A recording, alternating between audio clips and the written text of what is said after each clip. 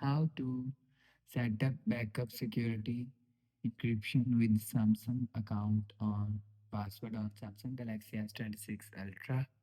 Let's start the video. First of all, go to app library.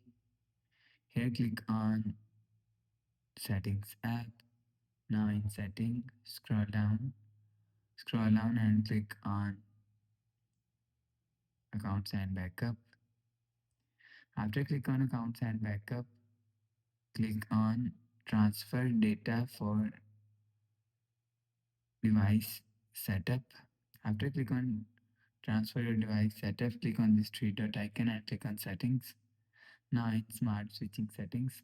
So if you want to set backup security encryption with Samsung account and password, you will see click on external storage encryption.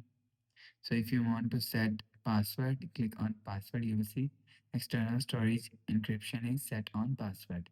If you want to set an external storage encryption account, click on account. You will see external storage encryption is set on account. So you will select account and password from here. After selecting, go back to home screen.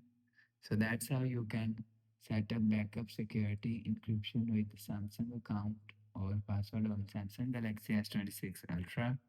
If you like the video, please subscribe. Thanks for watching.